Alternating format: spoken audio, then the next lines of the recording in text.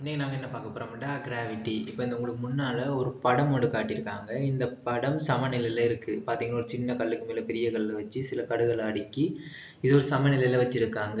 இதைத்தான் சொல்கிறது கிராவிட்டி, அதாவது புவியீர்ப்பு மையம். இந்த கான்செப்டில் உங்களுக்கு என்ன விளங்கப்படுத்த போகிறோம்னா புவியீர்ப்பு மையம்ண்டா என்னன்றதையும் புவியீர்ப்பு மையம் எப்படி கண்டுபிடிக்கிற ஒவ்வொரு பொருட்களையும் எப்படி கண்டுபிடிக்கிறன்றதையும் அதே மாதிரி புவியீர்ப்பு மையத்துல என்னென்ன பொருட்களை இங்க உருவாக்கியிருக்காங்க, அந்த புவியீர்ப்பு மையத்தால என்ன தொழிற்பாடு இங்க நடக்குதுன்றதையும் ஒரு சின்ன பிசிக்ஸ் கேள்வி உண்டும் இப்ப நாங்க பார்ப்போம். மையம்ன்றது ஒரு காத்தடிச்ச ஒரு பலூன் நினைச்சு கொள்ளுங்க. அந்த பலூனுக்குள்ள ஒவ்வொரு வாயு துணிக்கைகள் இருக்கும். அந்த வாயு துணிக்கைகளுக்கு ஒரு திணிவு இருக்கும். அந்த திணிவு புவியீர்ப்புகளை ஈர்க்கப்பட்டு கொண்டிருக்கும்.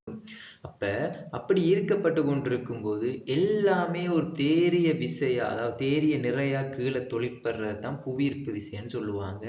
அந்த புவியீர்ப்பு விசை தொழிற்படுற அந்த புள்ளியை தான் சொல்றது புவியீர்ப்பு மையம் என்று சொல்லுவாங்க.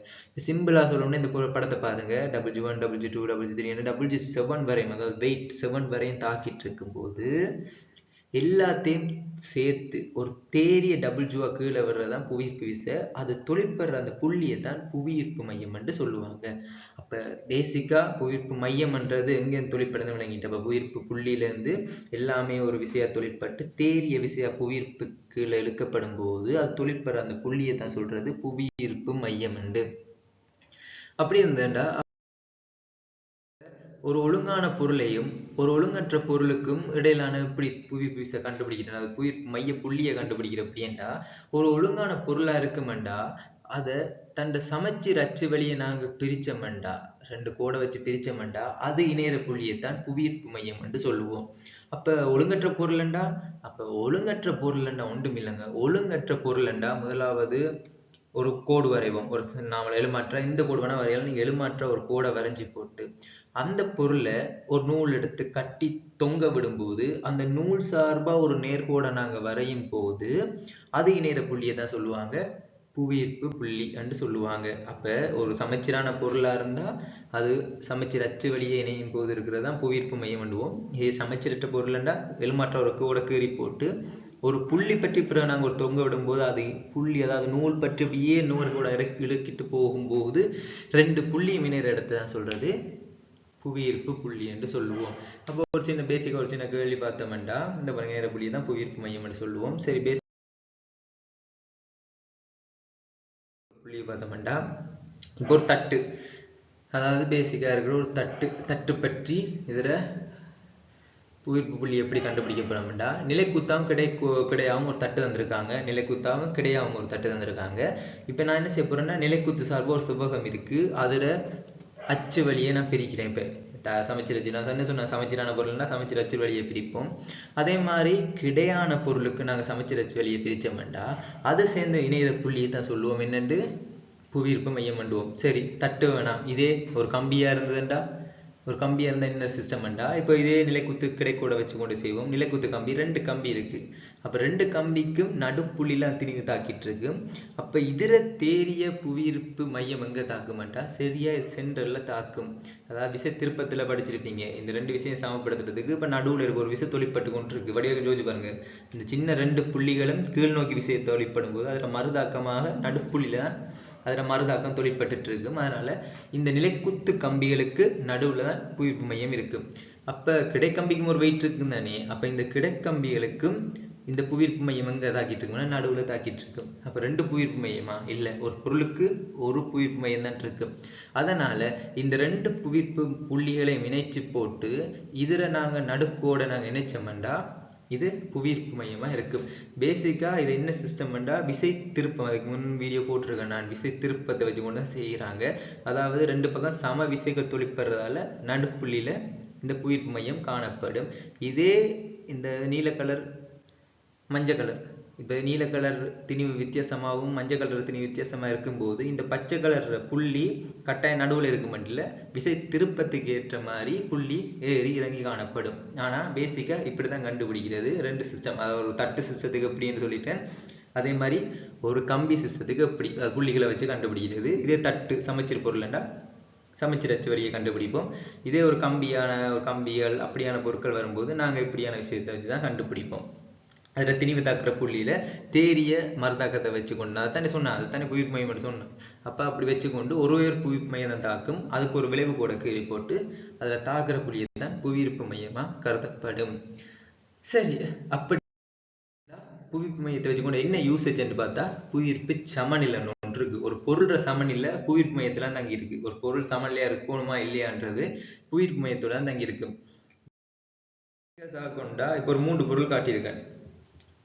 ஒரு கோலம், அதே படுக்க போட்டு வச்சிருக்க ஒரு வட்டத்தட்டு, அதே மாதிரி ஒரு உயரத்துல வச்சிருக்கு ஒரு வளையல் வச்சு கொள்ளுங்களேன். சரியா, இதுல தாக்குற புவியீர்ப்பு புள்ளி உங்களுக்கு வடிவா குறிச்சிருக்காங்க. கோலத்துல நடுவுல இருக்கும். அதே அந்த தட்டை நாங்க அப்படியே கபட்டு போட்டு வச்சிருக்கோம், படுக்க போட்டு வச்சிருக்கோம். அதே மாதிரி ஒரு தட்டை நாங்க ஒரு உயரமான ஒரு இடத்துல வச்சிருக்கோம். இதுல பாத்தீங்கன்னா இந்த கோலப்பொருளை உருட்டி விட்டா அது எந்த டைரக்ஷன்ல சுத்தினாலும் அது கோலமா தான் இருக்கு. அதுல புள்ளியிட நிலம் மாறினாலும் அதுல வடிவம் ஒன்றும் மாற போறதில்லை. அது அதே இடத்துல அப்படியே தான் சுத்தி கொண்டே இருக்கும். அதே படுக்க போட்டிருக்க தட்டை நீங்க கொஞ்சம் யோசிச்சு பாருங்க. அந்த படுக்க போட்டிருக்க தட்டை நீங்க என்ன தட்டி நிமித்தினாலும் அது அப்படியே தான் தட்டு படுத்த மாதிரியே தான் இருக்கும். அந்த இடத்த மாத்தவே போறதில்லை. இப்போ ஒரு கரம்காயில சுண்டுறீங்க, அந்த கரம்காய் எப்படியும் கிடையாதான் எப்பயுமே கிடக்க முடியும். நிலைக்குத்த உருண்டுறதோ பிறல்றதோ ஒன்றுமே செய்யாது. ஆனா கோலம் சுத்தி சுத்தி ஓடிக்கொண்டே இருக்கும். ஏண்டாது ஏன் விளக்கம் பண்ணி இப்போ தர்றேன் உங்களுக்கு. அதே மாதிரி ஒரு பொருளை நான் உயரமான இடத்துல வச்சிருக்கேன். இப்ப நான் தட்டி விட்டேன்னா அது கீழே விழுந்துடும். அதுல நிலையாது மாற்றும்.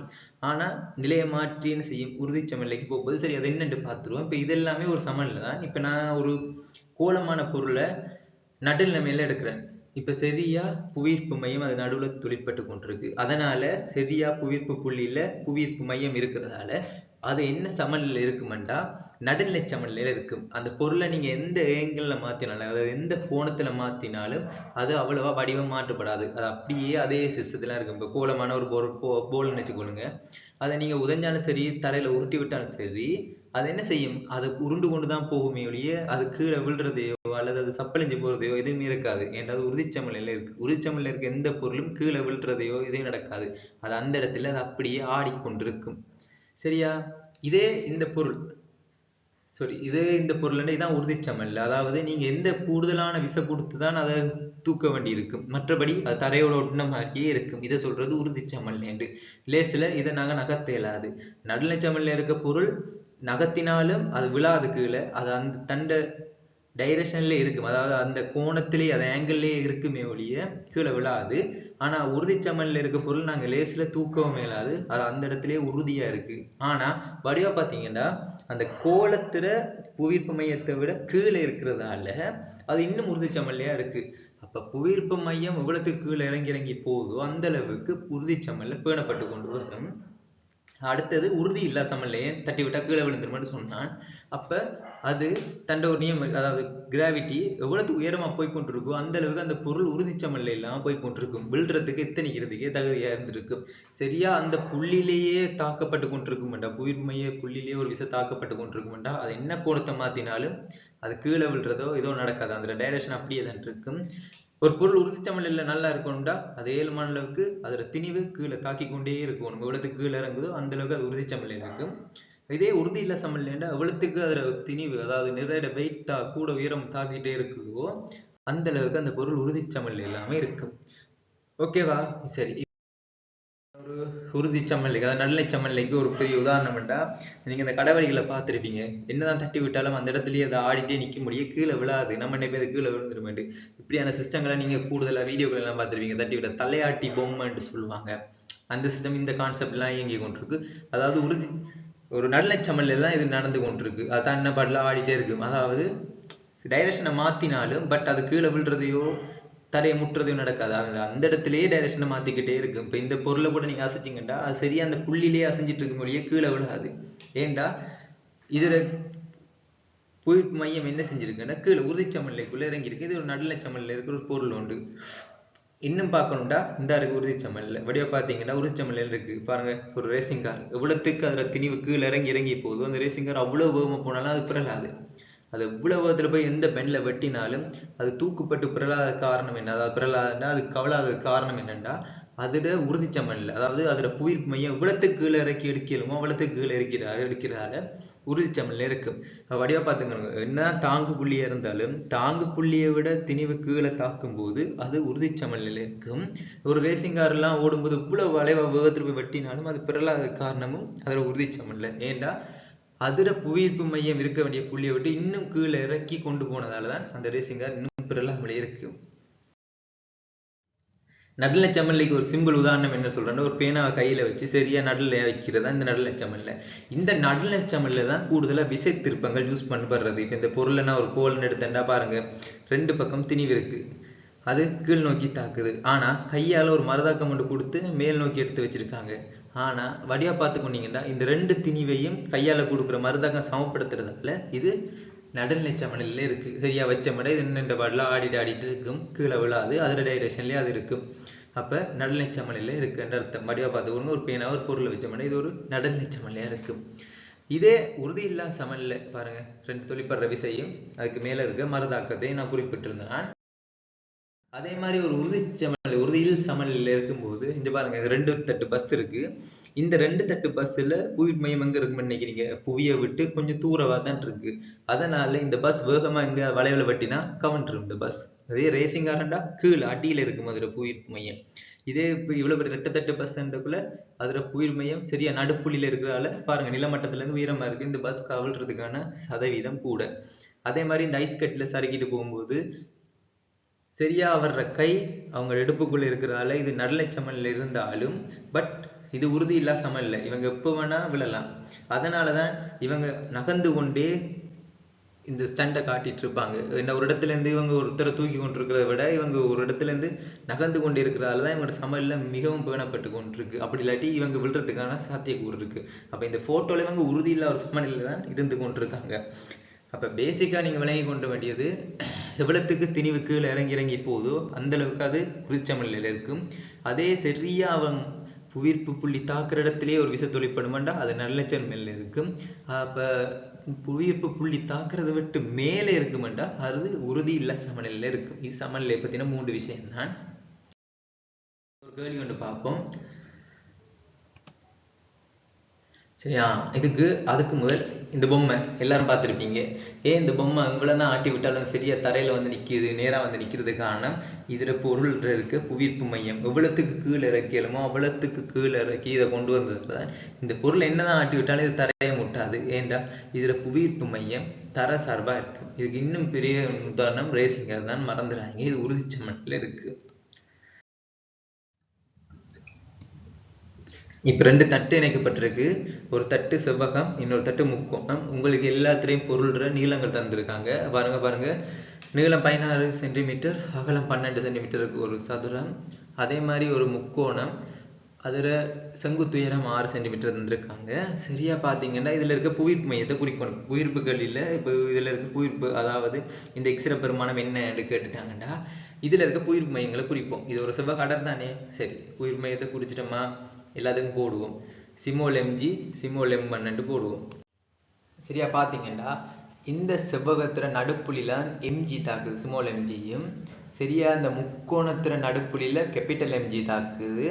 இதுக்கு எதிரான விளைவில் ஜி ஆனது மொத்தமா சேர்த்தாக்குது. அதாவது செவ்வகத்துக்கு தனியா எடுத்தனா, முக்கோணத்துக்கு தனியா எடுத்தனா, இப்ப ரெண்டையும் சேர்த்து நான் ஒரு கம்பிக்கல்வி முன்னால சொன்னேன் தானே, அதே மாதிரி 2 புள்ளியையும் சேர்த்து விசை இணை தொழிற்பாட்டு மூலம் விசை திருப்பம் எடுக்கலாம். விசை இணை எதனாலும் எடுத்தீங்கன்னா சரியா நடுப்புள்ளியில தாக்குது. அது தூரம் தந்திருக்காங்க, எந்தெந்த தூரத்துல தாக்குன்னா எம்டையும் அதாவது சிமுல் எம்டையும் கேபிட்டல் எம்டையும் எவ்வளவு பெருமானம் எங்களுக்கு தராதால நீளமும் வித்தியாசப்பட்டு கொண்டிருக்கும். அப்பதான் விசை திருப்பம் எடுக்கும்போது சமப்படும். சரியா, இப்ப நாங்கள் நம்ம விசை திருப்பத்தை தான் நாங்கள் எடுக்க போறோம். இப்ப ஜி பற்றி திருப்பம் அந்த நடுப்புள்ளி பற்றி திருப்பத்தை எடுத்தோம்டா சிமோல் எம்ஜி தர எஸ் சமசய கேபிட்டல் எம்ஜி தர 12 சமன் 0. ஏண்டா விசை திருப்பத்துல நான் உங்களுக்கு சொல்லி தந்திருக்கேன். சரியா, அப்ப இதுல இருந்து இதை சமப்படுத்தினீங்கன்னா எம்ஜி எக்ஸ் சமன் எம்ஜி தர 12. ஆனா இதுல திணிவு தான் தரலையே. அப்ப நாங்க இதை எப்படி யூஸ் பண்றோம்னு கேட்டீங்கன்னா, எங்களுக்கு எல்லாம் தெரியும் அடர்த்தி சமன் திணிவுங்கள் கனலகு. அப்ப திணிவு சமன் அடர்த்தி தர கனலகா இருக்கும். 2 பொருள் அடர்த்தியும் நான் சமன் என்று சொன்னேன்னா அதே மாதிரி கனளவு குறுக்கோட்டு பரப்பு தர செங்குத்து உயரம். இதில் செங்குத்து உயரம் சமனண்டு வச்சா கூட குறுக்கோட்டு பரப்பு சம்மந்தப்படுது. அப்போ குறுக்கோட்டு பரப்பை நாங்கள் சம்மந்தப்படுத்தினோம்டா சிமோல் எம்ஜியில் குறுக்கோட்டு பரப்புக்கு பார்த்தீங்கன்னா 12 தர 16 நீளம் தர அகலம் 12 தர 16 தர அடர்த்தி ரோ குடி வச்சிருக்கேன்.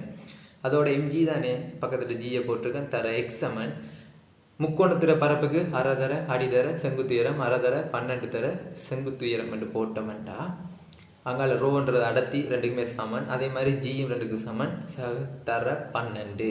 அப்போ நாங்கள் இதை சுருக்கினோம்டா எக்ஸ் சமன் 6 சென்டிமீட்டர்னு வரும். அப்போ இதில் விலையுள் புவியீர்ப்பு மையம் எக்ஸ்லேருந்து அதாவது சிமோல் எம்ஜிலேருந்து 6 சென்டிமீட்டர் தூரத்தில்